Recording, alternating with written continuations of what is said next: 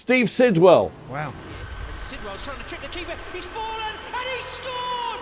Steve Sidwell from 45 yards! I get the buzz, I get the nervous energy before you go live, but I do miss being on the grass. And I think I'm slowly now going to the other side where I've got my badges, I keep them up to date, and I've got the urge to get back in. So I remember getting home and waiting for this phone to ring, pacing up and down, sweating, waiting for José, who was at the time obviously box office and the José Mourinho. And all of a sudden the phone goes, pick up the phone. Siddy, yes, yeah, José Mourinho, hello José, how are you? First thing he said, what do you want from football? And I said, I remember Arsène saying, if you was my son, I would say, go out and play. Go out and play, because one day this club might buy you back. I remember going, I need to get to the Premier League as quickly as I can. All of a sudden, day quickly turned to night because this shadow appeared by the car door, and it was Big Mick. And I remember undoing the window to about this much.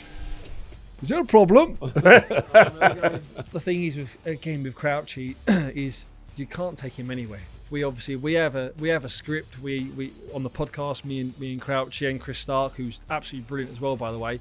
But yeah, you obviously realising when Martin was on that we do go off piste, and when we go off piste, we really do go off piste. And we used to play on Sky, which was a great thing as a young 16-year-old. But it was like, wow, Martin Tyler's here. And I remember you come down and like you do your due diligence, and you sat down, you got to know everyone. You sat down with us while I was having lunch. And I remember it as yesterday. You got up and away, and we all was like, that's Martin Tyler.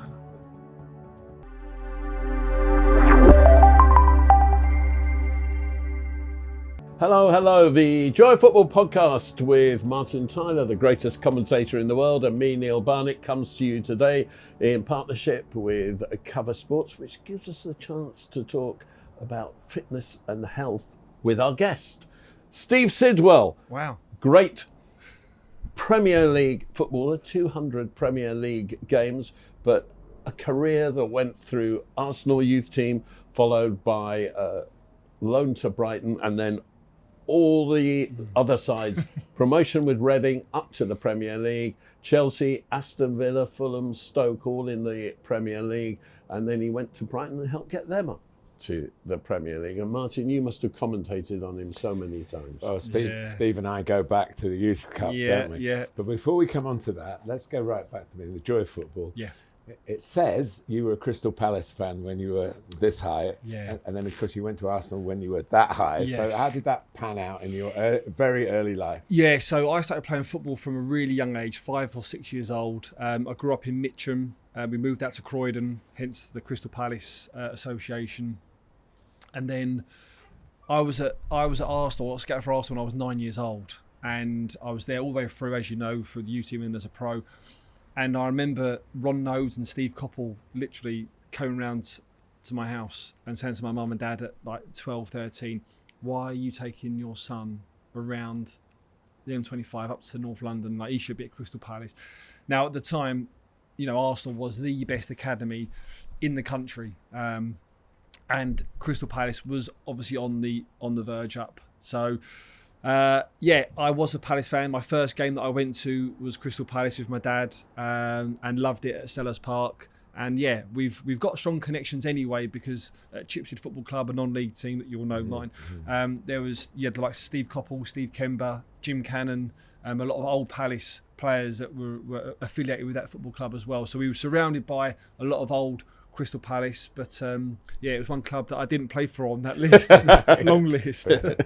So Arsenal won through. They were obviously persistent to get you to keep going, get your family to keep taking you there. Yeah, and again, listen, Arsenal was the best academy in the country. I mean, our youth team, for instance, I mean, you commented on a few of our games, but we blew teams, out the water, and it was the best education, footballing education that I could dream of. Going up there to the JVC Centre, the back of the North Bank, the clock end at Highbury twice a week.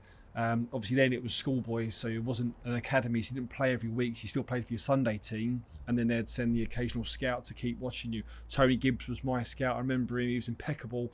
Shirt, tie, the Arsenal tie, he'd stand out on the touch lines, and everything about the Arsenal, which it was then and still is now, just was always done properly.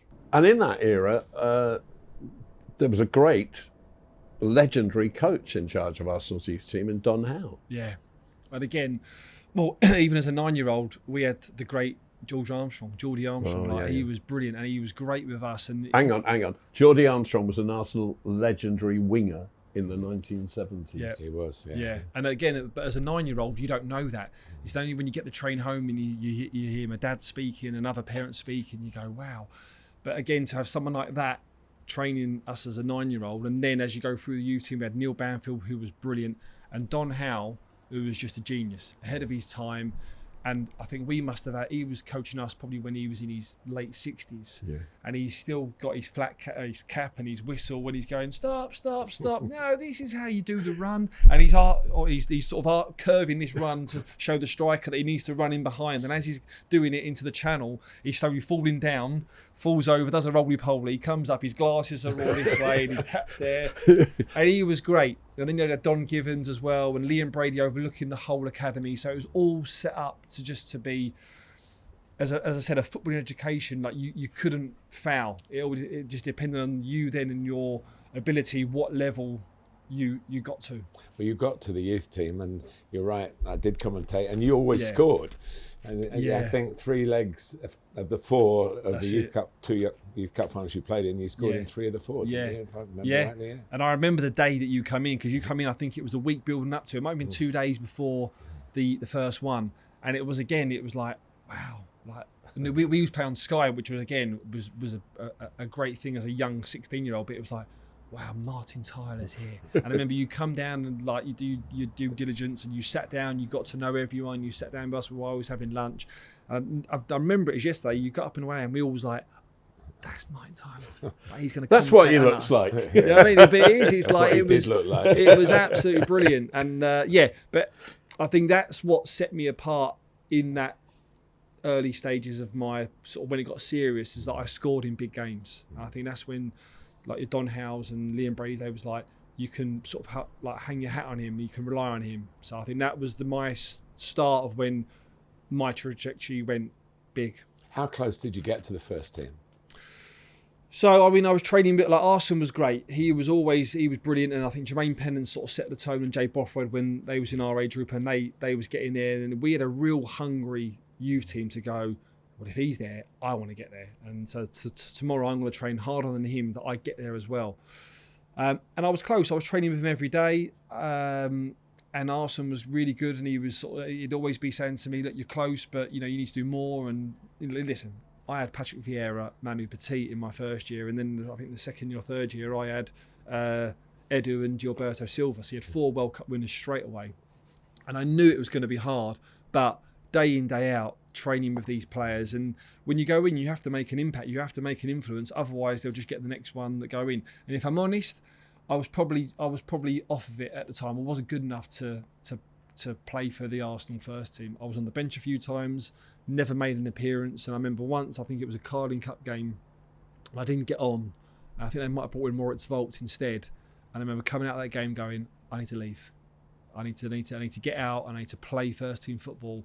If that means to come down, to come back up, then that's what I'm prepared to do. I want to go through a lot of the managers that you played for when you got first team football. Yeah. I mean, you finished up with Steve Coppell, of course, at Reading. Yeah. Steve Coppell, José Mourinho, Avram Grant, Martin O'Neill, Gerard Houllier, Martin Jol, René Mullenstein, Mark Hughes, Chris Hughton. I mean, top managers. Yeah. How much in your years of football did your work change? Yeah, do you know what? I that list there, I had to do when I was coaching at Brighton, I had to do I had to put on like a slideshow for the youth team, and it wasn't until I'd done that list and I actually realised myself, because when you're in football, you're in a bubble, and you go. And when I see this, I was like, I've actually played under some top managers there, and as along the way you install a little bit, good or bad, from every single one of them. But I learned, I wanted to be a sponge. I wanted to take so much from every single manager and player as well. I'm sure we'll come on to the clubs that I played under and players that I played with. But I made sure that I watched every single session, even at a young age, and go, right, why are we doing this? What am I getting out of this? What is a team getting out of this?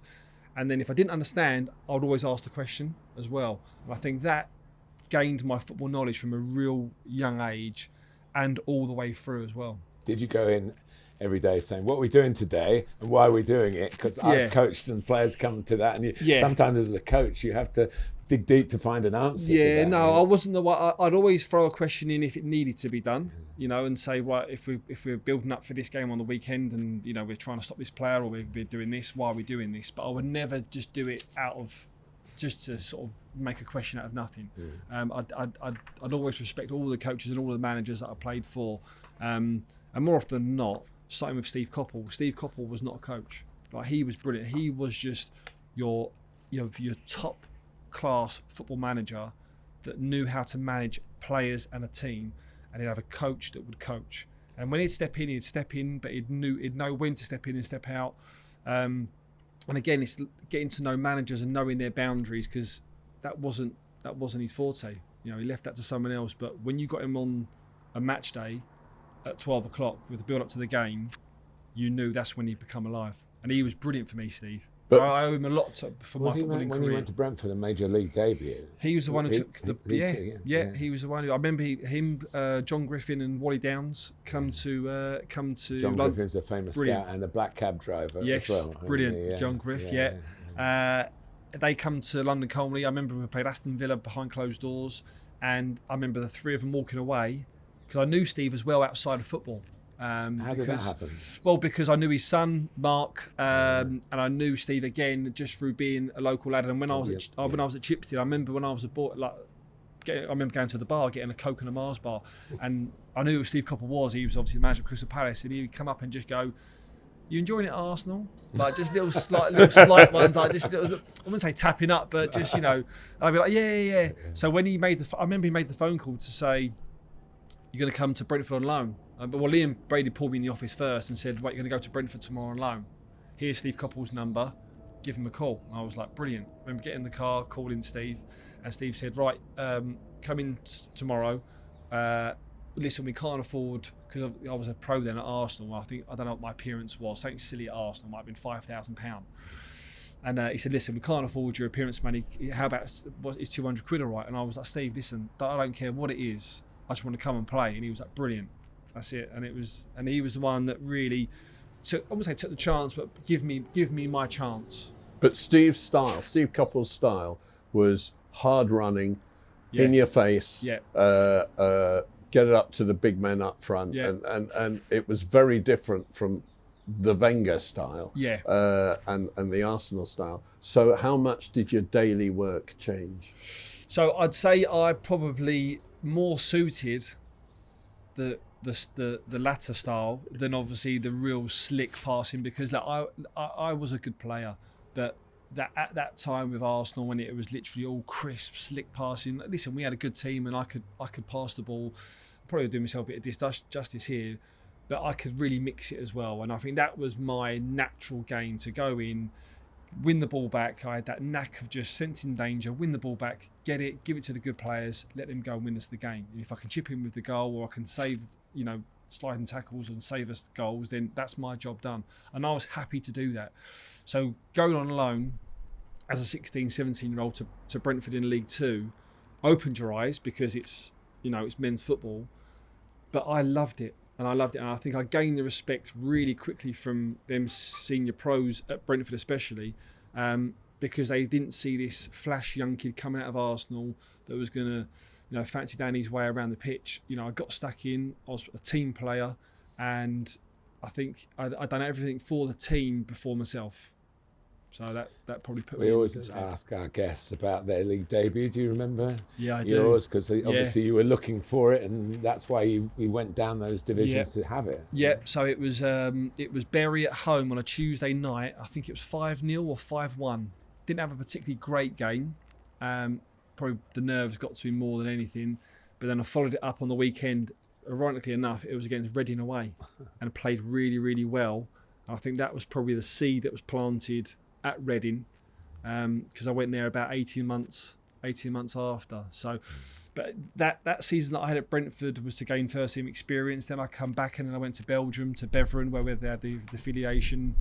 Played with Yaya Touré out in Beveren, and see him on that journey as well. And then come back and then went to Brighton on loan in the Championship. And I look back now, as a 19-year-old playing the Championship, I played for Brighton. I think I played 10 games, scored 6 goals, and then Reading came in and put the bid into Arsenal. It was accepted. I thought, right, I need to go and speak to Arsène about this, and Pat Rice. I went up to London Colney and said, look, what's going on? And they just said, look, we'll give you another contract. We'd like you to stay, but we don't know when or if you're going to get there. So we would advise, if you, I remember Arsène saying, if you was my son, I would say, go out and play. Go out and play, because one day this club might buy you back. And I always held him to that. I said, right, okay. And then I went to Reading, and the rest is history. But I remember being there as a 19-year-old in the Championship, being so naive, thinking, I'm too good for this. But not in an arrogant way. I'd mix it, I'd do the hard yards. But I remember going, I need to get to the Premier League as quickly as I can. Now, it took me a number of years. I didn't play in the Premier League, I think, till I was 24. So I did your debut. It was a famous game, wasn't it? It was a really famous Reading. You'd helped Reading get promotion. Yeah. And it was against Middlesbrough. Yes. And managed by Gareth Southgate. Yeah. And you had to come from behind to 2-0 down at half time. 2-0 down, yeah. And 1-3-2. 1-3-2, scored as well on that day. Yeah. Jumped in the crowd, got booked, as you do. So, but yeah, that year was a real surreal year, because I'd done so well the season before in getting Reading promoted. I think I scored 11 or 12 goals, had a really good season, go into the last year of my contract, and we sat down and the club was like, well, we're not sure. And I was like, oh, all right, okay. And I was like, we're going to the Premier League. And I remember sitting down with my agent and my family going, this is a big gamble, this. And I was like, I'm going to see this out. And a bit of me got sort of stuck up to go, well, if they're not sure, then let's throw it back on them and say, right, okay, we'll just see as well. And after every game in that Premier League season, my first one, I got a call from the manager that we'd played. So I remember we played Middlesbrough in that first game. I think on the Wednesday, Gareth called me at home and was like, look, what's the situation? Would you want to come to Middlesbrough? And that was the whole ride of that first Premier League season. I think the only managers we didn't speak to was Sir Alex Ferguson, Gerard Houllier, I think might have been or Rafa Benitez, who might have been at Liverpool, and Martin Jol, who was at Tottenham.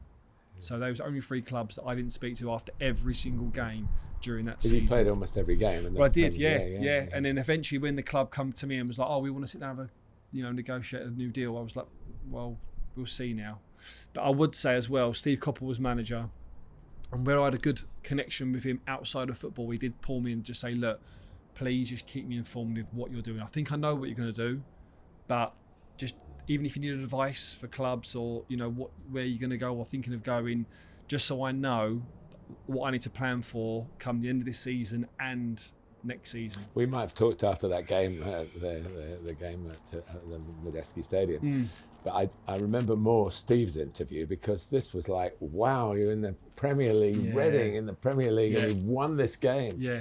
And he come from behind to do it, and he was so deadpan. Yeah. There was none of the sort of whooping it up. And I get partly his personality, and of course it was a sensible thing to do, because you can rob for your own back. Yeah. And I think I took that from Steve as well. Never get too high, never get too low. Just in football, as well as anyone, both of you, it changes week to week. And if you keep on that level playing field, then you'll be all right. A lot of people don't realise that the end of that first Premier League season for Reading, we finished, I think it was a point just outside Europe. We finished 8th in the Premier League for a newly appointed promoted team that spent, I think, £250,000 on Sol Ki-Hyun. I think it might have been £1 million on Sol Ki-Hyun, which is a remarkable, incredible achievement.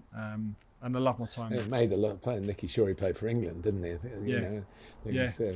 Players who really. I love that when teams go up and they haven't played in the Premier League. The players haven't played in the Premier League. You might like Sunderland have gone up now with a lot of newbies as far as the Premier League is concerned. A lot of new players from other countries, but to see how people adapt. Were you aware of the step that you'd finally at 24 were making from all the lower division football you played, even in the Championship. Yeah. We rode that wave. We had we still the history, the record-breaking points now, 106 points, and we was on such a high coming out of that Championship season that.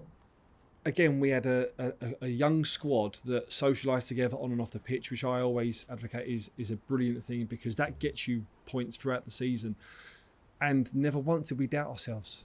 From the manager to the team to individuals, we was like we took some big scalps. I mean, we drew against Man United at home, we beat Man City away, we beat Spurs home, and we was just riding that wave week in, week out. We used to have people that used to come in and help psychologically with the newspaper articles, positive and negative. But yeah, I think we all backed ourselves to perform well. And again, like you said there, Nicky Shorey getting in the England team, I think he made his debut against Brazil at Wembley, was just the icing on the cake coming into the season. You came to Chelsea then, and you went through a pre-season that would have been different from any pre-season that you'd gone through before. Just talk to us about the different methods of getting fit. So, I mean, the pre-season for me, I didn't mind. Naturally fit. I'd do obviously work off season as well, but I knew going into Chelsea's pre-season was going to be different. I knew JT and Frank and Joe Cole and Sean Wright-Phillips from outside of Chelsea. And I remember JT calling me when I'd signed early June and just said, look, can't wait to see you on the training pitch. Get ready because it's going to be full tilt from day one. And I was like, wow, all right, if he's saying that then I think he was just planting the seed that elite mindset, it starts as soon as you go through the door. And the biggest thing that I would say with José's pre-season was that when you walked onto the pitch, it was there. It was done. All the cones were out, all the poles were out. You'd know it. You go out and you'd go, wow, this looks incredible. What's that over there? Oh, what are we doing over there? And if one cone or if one pole was out, you'd know as well. The clipboard was down. He was at his staff. What's going on? You know, if there wasn't, the ball wasn't in the correct position. And that was what I really quickly learned. Was the attention to detail from the session was there, but then the output from every single player from day one was just on it. And it actually probably took me a good 3 months to get to a level where because I was miles off it at the start. I was like, wow, I am so far from this. So it took me a while, not fitness wise I'd say, but just from a mindset mentality monster what José created to get to that level. And surely you'd have done a lot of running previously. But now there wasn't anything like that. Well, the whole thing was let the ball do the running. And we do our runs and we get base runs in, but it was all about moving the ball, moving the opposition, moving the team, making sure we're fit, but the ball was basically our yardage. And yeah, it was just every session was just, and again, meaningful what we was doing, what we was all about, and just the drive from the players. Again, like we look at player and teams nowadays, and you look at how many teams have got leaders in their teams, and you go, well, there's a few that's probably got one or two or three. You look back then, not just Chelsea, but Arsenal's and Man United, you go through 7-8 players that are in the tunnel that you look next to and you go, oh, wow, it's going to be a big game today. And I think that was when I realised at Chelsea, when you had JT, Frank, Didier, Petr Cech, Makelele, Essien, you know, the list was, you could go one after the other and go, wow, these are, you know, on it. And I remember really quick at the beginning of the season when we dropped points and the boots would go down the dressing room and it'd be like, we've given Man United an inch there and we can't give them an inch. I'm thinking, well, we'll claw that back throughout the season, but in them days it was hard. It was really hard. And you got the number 9 shirt, which looking back with history now, there's been a lot of talk about Chelsea number 9's good and bad, but as number 9 stands for as a striker, but how did it land on a midfield player? So I think this was I thought it was José's mind games at the start. So we flew to LA, didn't we? On the first day of pre-season, which again was something completely new to me. And I remember getting on the team bus from Cobham going to Farnborough Airport or Gatwick, wherever he was going. And as I walked on, José was at the front and he stopped me and he said, Sidders, he said, you got the number 9 shirt this season. So again, totally left field. I thought, right, is this one of his mind games? Because I knew what he was like and seeing him in the press and the previous few seasons. So I was like, okay, that's fine, not a problem.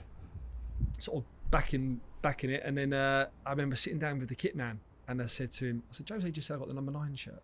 Because obviously when you normally sign for a team, you see what shirts are available. I remember 14 being available. And normally you can go into the kit man and go, look, can I have that shirt if it's vacant? Because Jeremy had left the season before. And Big Tell said, yeah, you've got number 9. And I was like, and do you know what? At the time, it wasn't as if I went, oh God, or it didn't faze me at all. I was happy to wear any number. But I remember when the revealing came out, we was in LA and I held up the number 9 shirt, and I remember my friends and my dad, who's a big Chelsea fan, saying, what number you got? And I remember saying number 9. I was like, what? You got the number 9 shirt? And at the time I didn't think nothing of it, but looking back now, I think where José was, and he wanted to kick on again and probably wanted more funds to go and get a striker, and maybe he didn't get the funds, and he took, I think it was me, to tell Ben Ahim and Claudio Pizarro on a free. I think that was his dig maybe to the board to go, if you've not given me a number 9, I'll give it to the free transfer, the midfielder from Reading. So there's José. When you were talking, I've never asked him that, by the way. I would like to ask him. When you were talking earlier about playing every game you played for Reading in that last season, that people were calling you up. So were you in touch with Chelsea during that period? So I remember playing the 2 games I played against Chelsea. I played really well at home and away, and Peter Kenyon touched base first of all, and Chief. Yeah, and then I remember speaking to him on the phone, leaving training, and I said, look, can I speak to José? And he was like, yeah, cool. He goes, I'll get José to call you. And this was near enough to the back end of the season now. So I remember getting home and waiting for this phone to ring, getting nervous. I remember taking my top off. I remember walking in my living room, which is probably the size of this little terrace garden here, pacing up and down, sweating, waiting for José, who was at the time, obviously, box office and the José Mourinho. And obviously the phone goes, pick up the phone. Siddy, yes. Yeah, José Mourinho. Hello, José, how are you? The first thing he said, what do you want from football? And I said, what do you mean? He said, what do you want to get out of football? And I said, well, I want to win things, play as high as I can and have a good career and look after my family. And he said, you signed for Chelsea. He said, because if you play, he said, you win things. He said, if you don't play, you get paid up your money and you go and play somewhere else. And I was like, where do I sign? We both had a laugh, and then he said, what are you doing tonight? And I said, nothing. He said, right, you're coming to my house. So I was living in Reading at the time with my wife, and so he sent a car. Me and my wife and my agent met us in the hotel at Stamford Bridge. Went downstairs, got in the back of Brian's car, security Brian, and I was in the back, and it was all a bit of this top secret. He took his jacket off, put it on a coat hanger, put it on the window. Why I didn't have blacked out windows, I don't know. But there was a big coat sort of shielding me, and we're driving into town. Didn't know where José lived. We're going around Belgravia Square and here and there, and we're going around this sort of roundabout 5 times. I'm thinking, what is going on? So before you know it, we pull up at this Mews. I go to get out, they say, wait. And then they all making sure they're sort of like nodding all the security down there, and they open my car door, they usher me down this Mews. The front door's open, we go straight into his house, into his living room, sit down, and we're sitting there, and then 5 minutes passed, 10 minutes passed, 15 minutes passed. I'm thinking, he doesn't know we're here. I can hear his wife cooking in the kitchen. The little dog that he had, he was on my wife's lap. She's like stroking this dog. My agent's going, and all of a sudden you see there's like an open staircase, open sort of view. And he walks in down, a pair of jeans, pair of slippers and a t-shirt. And you can hear him go, what? He's here already? And he come in, he's really apologetic. And then he sat down and we had a chat. And then after about 5 minutes, he just got a book out. And again, it's very much like this now in terms of attention to detail. But back then he got this book out and it said, Chelsea FC 2007, 2008, and he gave it to me and it opened up. It said day 1, July 3rd, fly to LA, rest, July 4th, and it had the whole lot done. And this was back in, I don't know, April. So that would be the whole pre-season. The whole pre-season, and obviously the games hadn't been done, and I was just blown away. You know, I just thought, wow, this is the level of of the elite now that I'm getting into. And I still see José now, and every time I see him, he's brilliant. I love speaking to him. But it was the shame that I was there at Chelsea when it was probably one of their worst seasons in terms of winning trophies in its current history. So it didn't last long. Well, it didn't. Yeah, I was there for a year. So obviously José left, about October time, and Avram Grant come in. And I remember when Avram Grant come in, and he was there already, wasn't he, from pre-season in a higher role. And I think that was the friction straight away. And I couldn't feel it at the time. I didn't really feel that there was any real bad tension between José and the board and the players. It all still seemed okay. The performances wasn't great at the early stages, and then when he left, and then when Avram took over, I remember JT coming down to the dressing room and going, "Lads, Roman said Avram's going to be in charge." And I remember saying, "Look, no, I'm not too sure, but I know with what I've got in this dressing room, we need to pull together and get us through this, because I don't know where this is going to go." And again, I am sort of rabbit in the headlights here. I'm sort of in the dressing room going, bearing in mind that Chelsea, I've supported Chelsea, and the players that are in that dressing room are my heroes and idols in terms of Ballack and all of them. And going, wow, this feels like a real siege mentality now. Is that JT's grasped us, and it's us v them straight away. Now, obviously, that in that season we lost the Champions League in Moscow, and lost the League Cup to Spurs in the final, and got knocked out to Barnsley in the FA Cup, and lost the league by a point or two to United. And yeah, it was a shame that I went to Chelsea and come away with nothing than go there and win something to come away with. But I'd rather, people say to me, "Do you regret going there?" And I say never, because I could have not signed for Chelsea. I've got 4 children now, 3 of them boys, 1 of them's a girl. And one of them, I would have regretted the day one of them gone to me. I would have said to them, "Oh, I could have signed for Chelsea." And they said, "Why didn't you?" And I would have gone, "I don't know." So I'd rather have done it. It didn't work out than not done it at all and try and compete back at that highest level than not give it a go. So how did Villa fit in the elite scale when you obviously that was your next move? Yep. So Scolari come in at the end of the season, and we done pre-season. That's at Chelsea, Scolari. Yeah, Chelsea at Scolari. Yeah, and then and Martin O'Neill. we had a few phone calls at the back end of the season, because the direction that Aston Villa were going at the time under Randy Lerner, and there was a big investment and there was a big push for young English talent, and then the squad that we built there. Stuart Downing, James Milner, Ashley Young, Gabriel Bonglahor, myself. Then you had Emil Heskey, Brad Friedel. We had a real good blend of experience and hungry young players, players that wanted to get back into the England fold, or for me to get into that England team. Was on that brink of Europe. I think finished 6th in the previous seasons, and I was like, this is a challenge that I want. I was going there to play as well, and unfortunately, it's just one of them clubs that just didn't work out for me for a number of reasons. Probably off the pitch more so.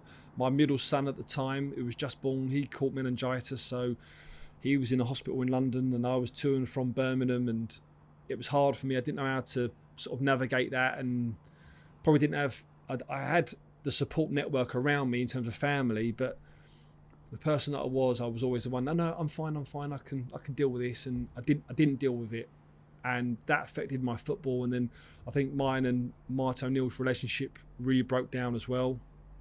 How did that affect you? I mean, was it fatigue? Was it injuries? I got a few injuries. I mean, I got injured first in my first pre-season game for Villa. I think I tore my calf, and then I didn't make my debut until September, October time, and I think that was just the stem of me just never getting going.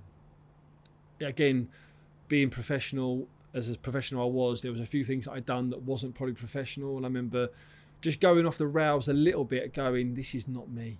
And it's such a shame. I really wanted to try and make it right, because that is my biggest regret, that platform that I was given there at Aston Villa, the size of the club, I didn't know how big it was until I got there. I loved playing at Villa Park. The training ground was great. The squad that we had was great. I didn't achieve what I should have done there. And in the end, it was the worst part of my career. I was probably on the most money I was on in my career, but it was the most unhappiest I was and the worst that I'd felt, because I knew I weren't right. And then as soon as I went to Fulham and I was back home, or just even getting out of Villa, I remember my first session at Fulham, and it could have not necessarily Fulham because it was back home. That could have been anywhere. At one point, I was going to Wolves because I just needed to get out. And I remember my first session, it was just like the chains were off, and I was just back to playing normal again. Just on Villa, now that Tottenham have won a trophy, are Villa the great underachievers? Because they haven't won a trophy since the mid-90s when they were up on the League Cup. And they are, for people who've never been to Villa Park, we keep talking about this. We love it. I love it. As broadcasters, as much as you love playing it. Yeah. I mean, people go, it's a sleeping giant, and it's a huge, huge football club. And over time, it's had huge investment where it should have gone on and competed. And like even when I was there, we lost the League Cup in the final to United when Vidic brought down, I think it was Cver Sports that should have got sent off. In the end, we lost. James Milner scored a penalty, but we should have won that game. We got knocked out to Chelsea in the semi-final of the FA Cup. Yeah, it was 0-0 after an hour. Yeah, so we was close, just couldn't get it over the line. And you're right. Over years, you've got to say from where they've been, they should have won. They should have won something. The manager that they got now, you've got to say, if there's anyone more equipped to get them something, especially in Europe, which is where they're performing again this season, then they could and should do it. The fans certainly deserve it, because it's a set of fans I love playing for. And I love playing for that club, especially at home. Villa Park is a special ground. But yeah, they probably are at the moment underachieving. Was it getting back in London? Was it your son recovering from the meningitis? Did that all fall in? When Fulham was a happy place. Yeah, I think it all just fell into place. Like, again, the story of me signing for Wolves, I was on the medical table doing a medical. I look back and I give Mick. I'd spoke to Mick a good few months beforehand. Mick McCarthy, and he said, "Look, let's get you out. I'll get you playing." And we shook hands. I give Mick my word that I was going to sign, and I was on the bed doing the medical with all the players in the dressing room, because they played the night before when they beat Chelsea 1-0 on a Friday night up at Molineux. Thank you for reminding me. And I knew some of the players, Kevin Doyle, Stephen Hunt that I had at Reading, and the tap come on the dressing room door, and my agent popped his head in and said, "You need to have a word." And I come out, and all the lads were like, "Oh, he's not signed yet. He's not signed. It's not done." And I was like, "What's the matter?" And he said, I spoke to Bobby Zamora, bearing in mind, in the morning. One of the good friends of mine, on the way to the medical. He was on his way into Fulham. He's obviously told Mark Hughes and Eddie Nezetsky, the assistant, and Mark Hughes called. So my agent said, "I've just spoke to Mark Hughes. Fulham want you to sign you. They want you to go down and do the medical." And I was like, "So I've given me a word. Like, I can't." I said, "Let's go and speak to Mark Hughes." So we went to my agent's car, got him on the phone. I said, "Mark, look, I can't come down and it not be done, and then I'm left in limbo." He said, "Get down the M40. I said, "We'll get it done. It's all agreed." We spoke to Villa. All of a sudden, it was a day like today, quickly turned to night, because this shadow appeared by my car door, and there was a tap on the window, and it was Big Mick. And I remember undoing the window to about this much. And I remember his voice was, "Is there a problem?" And I remember going, "Yeah, there might be, Mick." And he went, and I'll never forget, he went, "Come on, let's go and sort it out like men." And I went, "All right." So we literally got out of the car. I remember walking to his office, and he said, "What's up?" And I said, "Look, Mick, Fulham have been on the phone." I said, "It's a chance for me to go back home." So I won't say what he said, but he basically said, "If I could throw you out this office head first, then I would do." But he understood, because I think he had family back in London, and when he was there. Yeah, he's lived in London a lot. Maybe all through a big period of his life. That's maybe it. Still. Yeah. So I went to Fulham, and but I was really close to going to Wolves. So to get out of Villa at that time, it was important to me, and it all just fell into place of going back to Fulham, going back home, living at home, and then the recovery of my son as well. And it all just seemed like the shoulder and the weight. I remember it just being like dropped. But I loved my time at Villa, like the dressing room and what I learned, and even relationships with managers that you don't get on with, and how you develop and how you overcome that. You know, I learned how to deal with that on and off the pitch. Probably not at the time, but maybe a few seasons after. Then you look back at it and then you start to sort of recalculate. Of your 200 Premier League appearances, almost half of them were with Fulham. Yeah. So relatively late. Yeah. In the piece, really. Yeah, I look at the 200 and I go, I should have played more.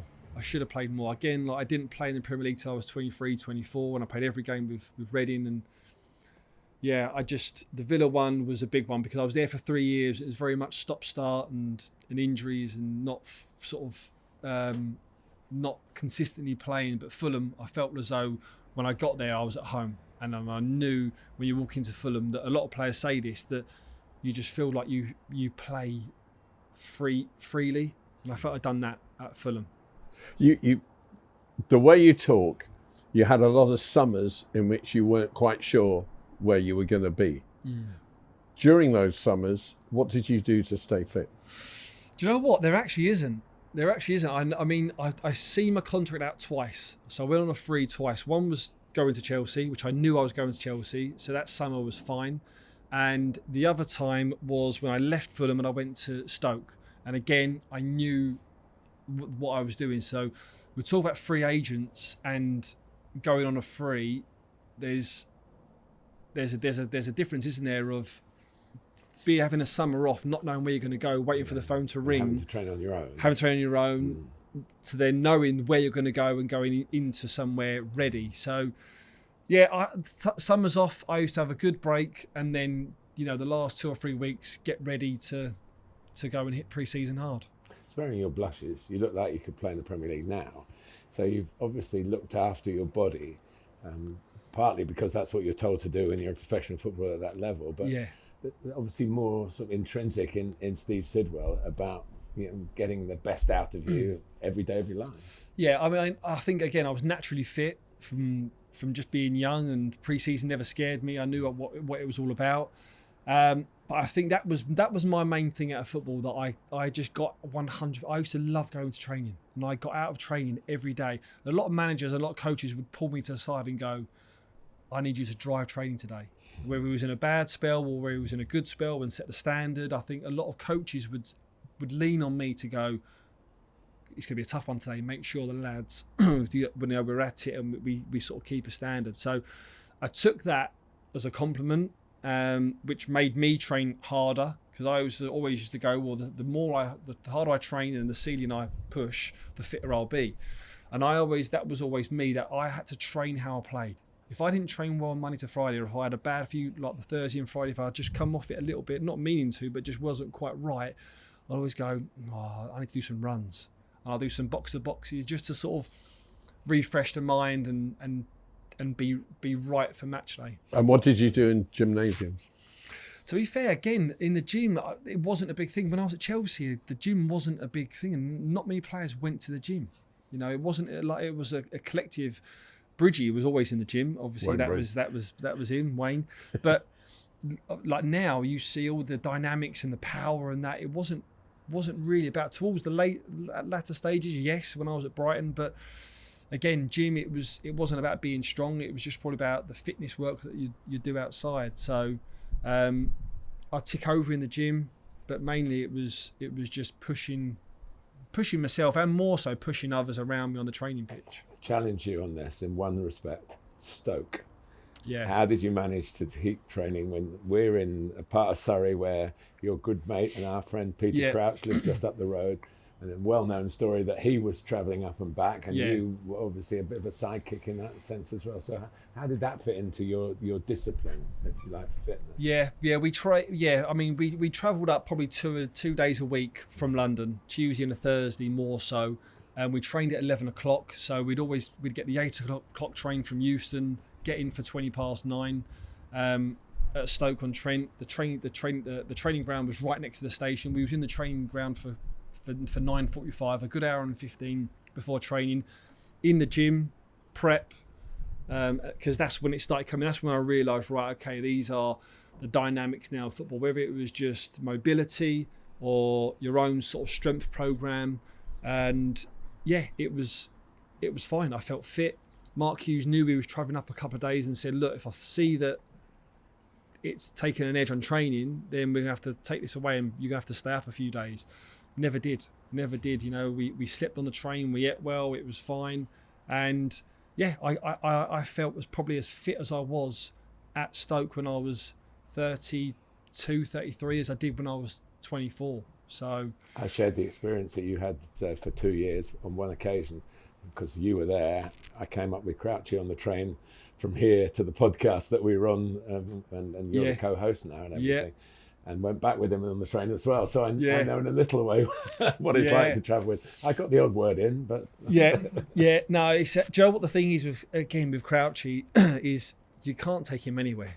And I remember we was going there, and you're bearing in mind we're travelling to Stoke at rush hour in London on the Underground, because you have to do a couple of stops. And at the time, I bought this sort of flat cap, because just in the winter, really, to keep my head warm. And he was like, I remember saying, Sid, that's a great idea. I might do that, because he was obviously getting he was getting hounded, but it was also a case of a lot of people going, is that really Peter Crouch on the Underground at 7:30 on the way to Euston? Anyway, he bought this flat cap.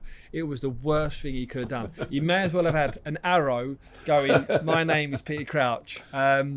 So yeah, but listen, Crouchy looked after his body as well. He played into, I think he was 39, maybe nearly even 40. So as long as you've got a love for the game and your enthusiasm's there and you're pretty lucky with injuries, that's the unfortunate part for me, is that when I retired, it was taken from me. I didn't leave football on my own terms, which actually probably took me a while to get over.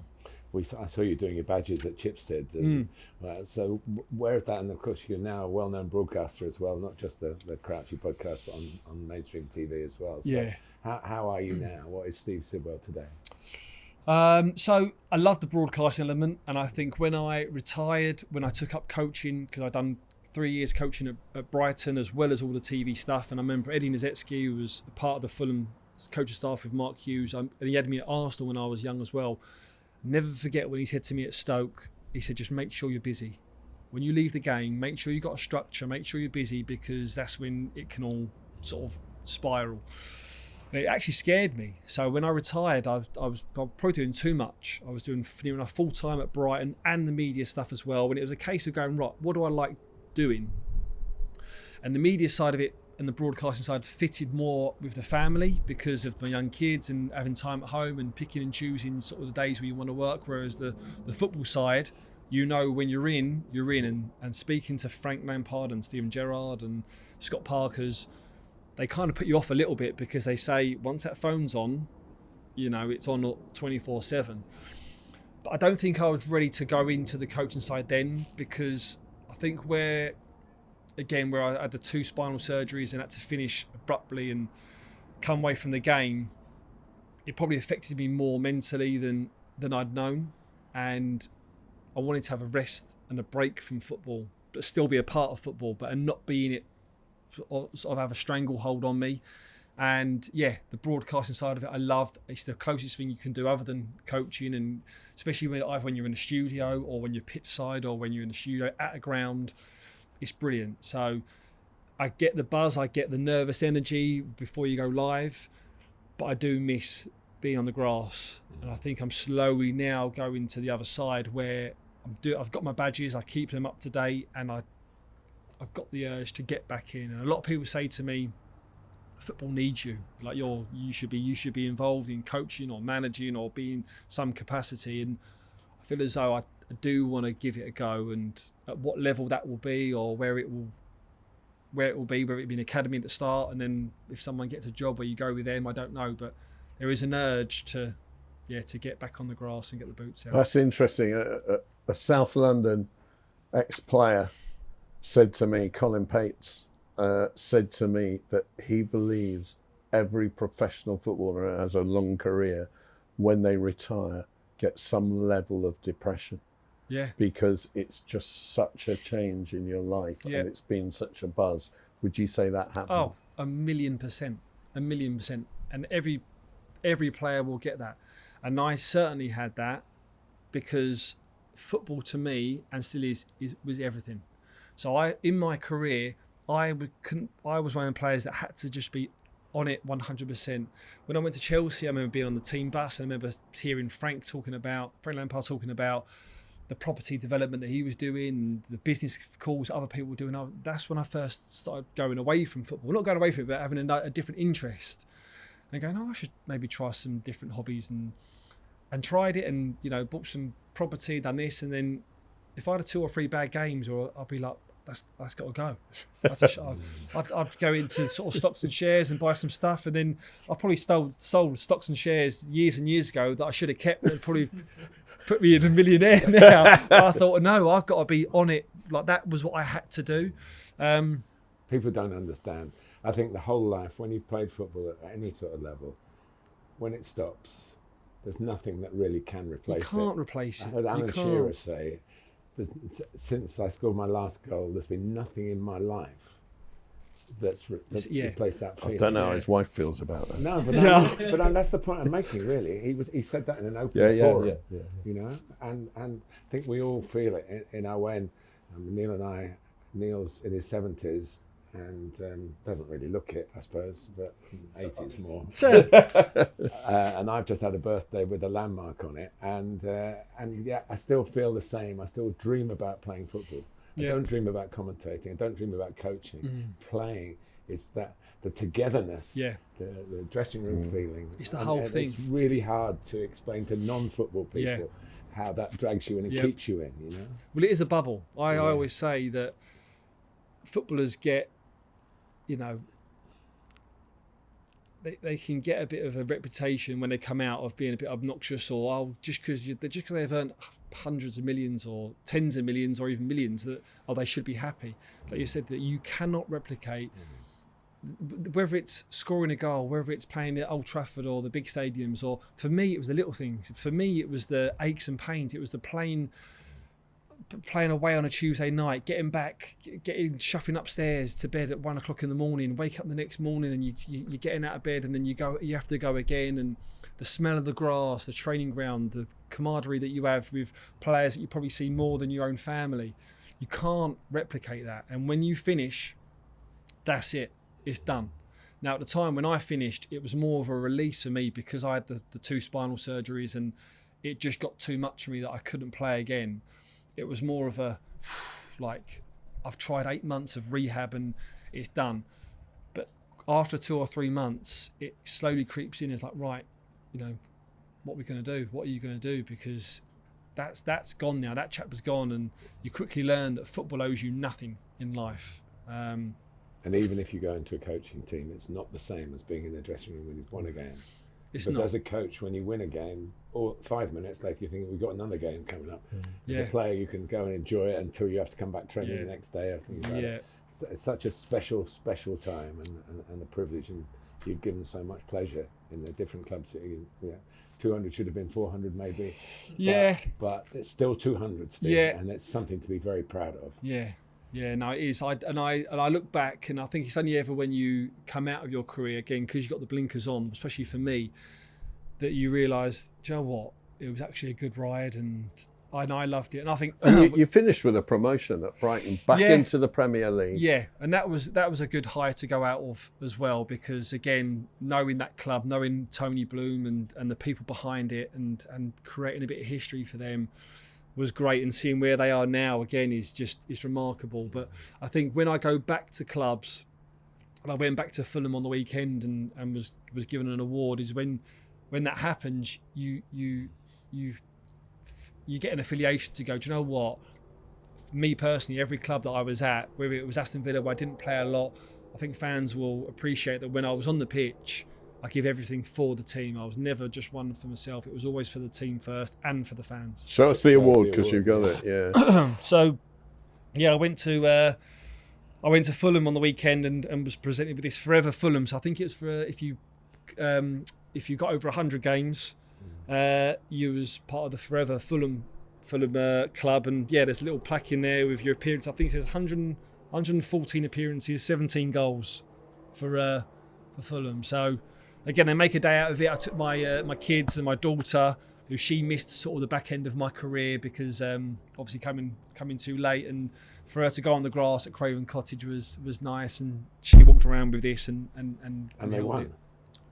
They won. It wasn't the greatest of games, I've got to say. I think it was last on Match of the Day, but they got the victory. Which again, you realise that it's do or die. The Premier League, you have to get results, and they had to get that result against Leeds. They got it. The Peter Crouch podcast. Yeah. How much do you prepare and how much do you just go in there and it's the dressing room banter? The dressing room banter. I've got to talk. The year that Steve was at Chelsea, for a lot of it, I think Ashley Cole was injured. We look at Ashley Cole. Who would have thought he'd become a football coach when he was a player? No.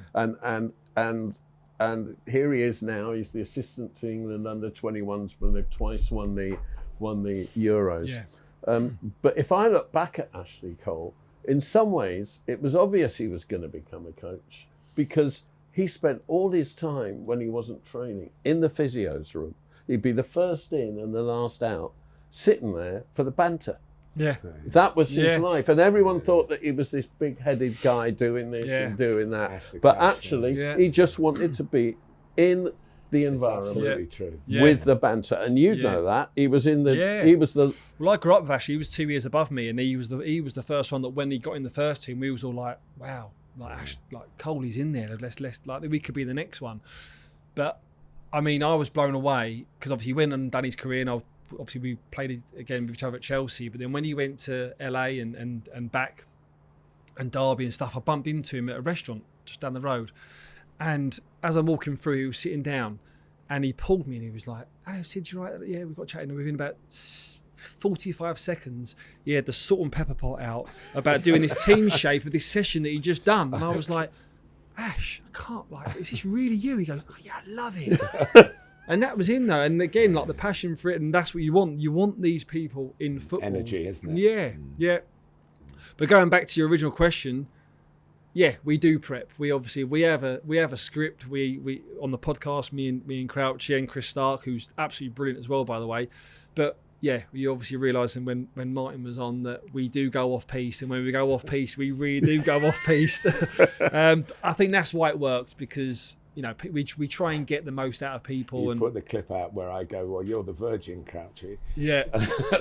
That was certainly not what I was expecting to say when I came on your podcast. We tee a few people up, and Joe White is my name. I leave every morning going to do that, and I say to my wife, "I'm going to work," and she says, "Don't you dare call that work." But it is, and I enjoy it, and I get the most out of it. Brilliant, absolutely brilliant. I have got a letter to read. Are we going to do that? Yeah. Here we got time. Yeah. Listen to it. Right. Okay. Shall I introduce it? Okay. Ladies, gentlemen, and everybody else, this is Martin Tyler's Letter from the Gantry.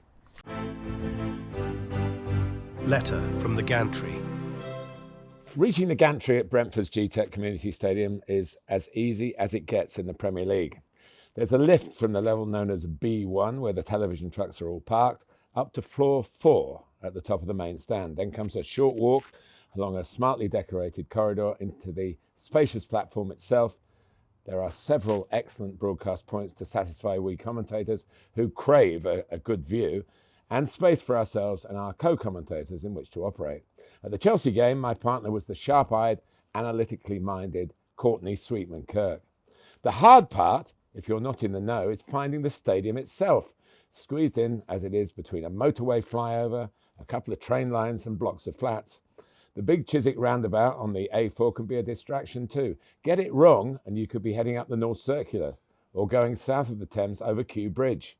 Taking your eyes off the road is even more dangerous than usual. If you look for a sighting of the stadium from your car, you will not find one. This is the 6th year since the move from the far more spottable Griffin Park, famed for having a pub outside each of the stadium's 4 corners.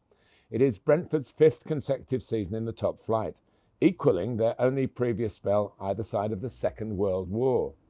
These are the only seasons in which the Bees have faced the Blues of Chelsea in the league.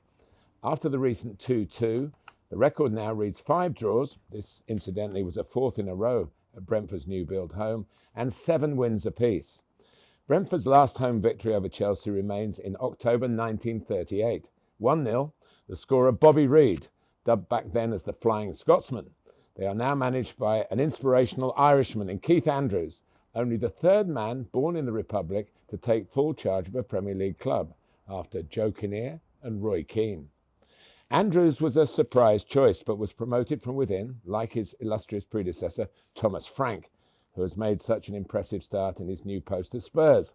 The Chelsea game was only his 4th ever in the so-called hot seat, and actually took place on his 45th birthday. He had spells earlier as an assistant at MK Dons and Sheffield United, for example, and worked with the Republic of Ireland FA in various capacities. As a player, he didn't win the first of his 35 Republic caps until he was 28. So previously, he's also had to wait his turn and his time. His promotion came from within after a single season with Brentford as their set-piece guru. Now, I've seen Keith at first hand working as a pundit on Sky Sports and can vouch for his communication skills, a very important tool in managing the modern-day elite player. But his greatest attribute may well be his understanding of a club that is comfortable in its own skin. There are no pretensions at Brentford, no sense of entitlement. They continually improve players and know that they will profit from that. In their own words, we make our own way. In our corner of London, we do things differently, driven by data, rooted in our community, and united by our passion for the game. In the round cake of the capital and its football, Brentford have a slice, but accept that compared to others, it's not much more than a sliver.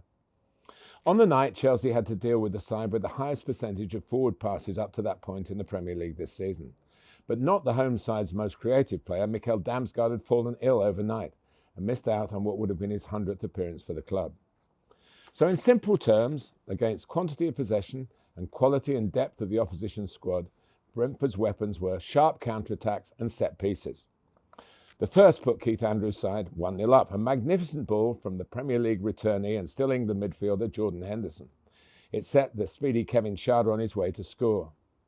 And after Chelsea had strutted their stuff in the second half and gone ahead 2-1, it was Schade's long throw that created pandemonium around the Chelsea goal for Fabio Carvalho to tap in a well-deserved equaliser. Schade, one of at least 4 on the Brentford team sheet with ammunition in their arms as well as their feet. After match week 4, Brentford have just 4 points, but they are one of only 3 Premier League clubs to score in all 4 of their games, along with Liverpool and Bournemouth. Top-level football so far has delivered only a smallish number of matches with both teams scoring, about 33%. But this was the latest of those. A great watch from the G-Tech gantry, and it served up the first 2-2 draw of this Premier League season. Brilliant. Brilliant. Brentford, is that how you see Brentford? I just love Brentford. Every time I go there, even now, I mean, I went there when I've been in the 4 pubs on the Griffin Park. Who hasn't? I think I've interviewed Stan Bowles in all 4 of them. Yeah, I was quickly introduced to the 4 pubs when I was there as a 17-year-old by the senior pros. It's a great club. And even with the way that they've done the new stadium, they've done it really well. The build up before games, they get the music going, and it's always a tough place to go. And I always love going there. It feels like a second home for me, Brentford. The crowd was just under 17,000, obviously capacity. Do you think they missed a trick, or do you think it is necessary to? I don't know how easy it'll be to develop it in that space. Don't you think it could now go to 23, 24,000? Do what Brighton did with the Amex. See what Fulham come up with in 10 years' time, having now got almost an elite stadium with the sense of history on one side of the ground and the newness on the riverside with massive stand and massive prices as well. Yeah. So whether they're still the same Fulham that obviously you had such a great time with, and as football lovers we all respect and realise they had their own identity. Yeah, I just think now where football's going and the stadiums, they've just got to be so careful. I mean, like Brighton, for instance, they're developing now. Fulham have, Crystal Palace have eventually. I think teams are so scared of going too big too soon and then filling the stadium that they've just got to be careful. Everyone wants to just be a well-established Premier League team, but everyone's so scared as well that they could fall down at the drop of a hat because it's getting more and more competitive. Even Manchester City is still going bigger. Yeah. But who's to say? I mean, they have worked really hard on trying to fill that gap between how they were when they were in the third tier not that long ago. Yeah. Brentford Stadium, again, I think looking at it, when it's empty, they've got the different colour seats going round. And I think that was a case of if the stadium is half empty, it will still look like it's full. Yeah. So again, it's a mindset of going, right, we need to just protect ourselves, because you never know in this industry, as quick as you're up there, you can come plummeting down. Ability and algorithms. That's Brentford and Brighton as well, isn't it? Yeah, it's a great model. Yeah. It really, really is a great model. And when it works, it really, really works. But look, ultimately, it's always for the fans. Match day experience is for the fans. Stadium experience, what Fulham have done in terms of that new Riverside stand, which is phenomenal, by the way, and how they've opened it up 24/7 behind that as well. So, yeah, as long as football is slowly going towards being clinical, it can still be fun, enjoyable. Obviously, what's on the pitch at the start, but obviously anything in and around it as well is the most important thing. Siddy, great to see you. You too. You look young. Thank you. Doesn't he look young? This has been a weekend where I felt extremely old, and to see somebody who's just over half my age looking ridiculously young, it's great. You're in great health. It's great that you've got all this opportunity to develop, and you've taken your time to work out what the next step is. We wish you every success with that, and bless you for your time today. Thank you very much. I know. Thank you for asking me to come on. I've really enjoyed it. Yeah. Thank you. Steve Sidwell from Martin. See you next time. And me, Tara. I hope you watched it through or listened through to the end. Well, you will do if you're listening to us now, because it was just so good. Steve Sidwell, absolutely brilliant. As you can see, we're here in the Munch and Wiggles Garden, the coffee house in Oxshott, where basically Martin feeds himself all the time. But it's a great venue. I still pay for the coffees, I promise you. Don't forget, Patreon, get involved, subscribe, follow us, and substack.com, where of course you can read Martin and my writings. Stay tuned.